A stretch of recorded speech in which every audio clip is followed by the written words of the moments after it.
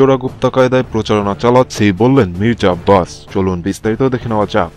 শত দুর্যোগের সময় এলাকাবাসীকে ছেড়ে যায়নি মন্তব্য করে ঢাকা ৮ আসনের ধানের শীষ প্রার্থী মির্জা আব্বাস বলেছেন, যদি কেউ একটা ভোট চাইতে পারে, দাবি করতে পারে, সেটা আমি করতে পারি, কেননা এ এলাকার জনগণের সঙ্গে একাত্মতা হয়ে সবসময় ছিলাম আমি। একাদশ জাতীয় সংসদ নির্বাচন উপলক্ষে শুক্রবার রাজধানীর শান্তিনগর ও রাজারবাগ এলাকায় গণসংযোগের সময় তিনি একথা বলেন।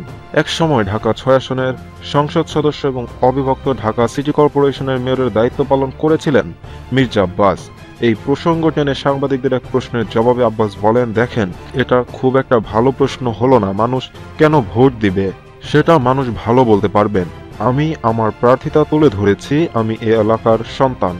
আমি এখানে নির্বাচন করতে আসিনি। আমি এই এলাকার জনগণের সঙ্গে সুখে দুঃখে সব সময় আছি।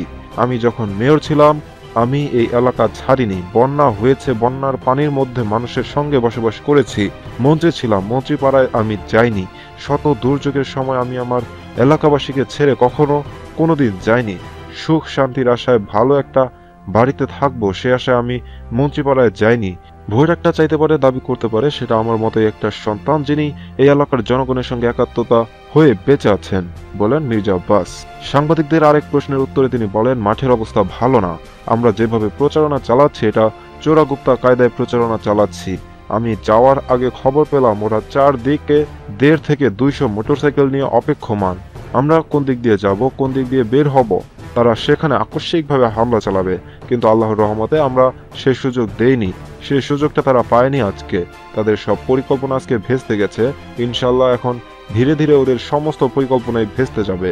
আপনারা দেখেছেন কয়জন লোক নিয়ে আমি মিছিল শুরু করেছিলাম আর কয়জন লোক নিয়ে মিছিল শেষ করলাম। জনগণের স্রোতের মুখে, জনগণের ক্রোধের মুখে এদের সমস্ত চক্রান্তের বেড়াজাল ছিন্ন হয়ে যাবে, বলেন বিএনপির স্থায়ী কমিটির এই সদস্য। প্রচারণায় বাধা ও হামলার বিষয়ে নির্বাচন কমিশনে অভিযোগ করা হয়েছে জানিয়ে তিনি বলেন, ইসির পক্ষ থেকে কোনো ব্যবস্থা নেওয়া হয়নি। ইসি মনে হয় কথা বলতেও জানে না আর কানেও শুনে না। ইসি মনে হয় কিছু দেখেও না। ইসি বলছে নির্বাচনের সমস্ত প্রচারণায় লেভেল প্লেইং ফিল্ড আছে। আমি তো আমার সারা জীবনে এমন নির্বাচন করিনি।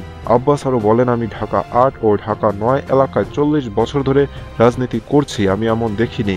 এমন ন্যাক্কারজনক আর কলঙ্কিত অধ্যায় ইসির সময় দেশের ইতিহাসে আগে কখনো হয়নি। তিনি আরও বলেন, আমি রাস্তার পাশে দাঁড়িয়ে থাকা মানুষগুলো দেখেছি, তারা আতঙ্কগ্রস্ত, ভীত। একটি আতঙ্কগ্রস্ত দেশের জন্য তো এত লক্ষ লোক শহীদ হয়নি। দেশ স্বাধীন হয়েছিল অন্য কারো পরাধীনতার জন্য নয়। আমি মুক্তিযুদ্ধে অংশগ্রহণ করেছি, কারো পরাধীনতা মেনে নিব না। সূত্র jagonews24.com। হ্যাঁ ভিউয়ার্স, এই ভিডিও সম্পর্কে আপনার মূল্যবান মতামতটি ভিডিওটির কমেন্ট বক্সে লিখে জানান। ভিডিওটি ভালো লাগলে অবশ্যই লাইক, কমেন্ট এবং শেয়ার করুন। আমাদের চ্যানেলটি এখনো সাবস্ক্রাইব করে না থাকলে এখনই সাবস্ক্রাইব করে নিন। আমাদের সাথে থাকার জন্য এবং ভিডিওটি দেখার জন্য আপনাকে অসংখ্য ধন্যবাদ।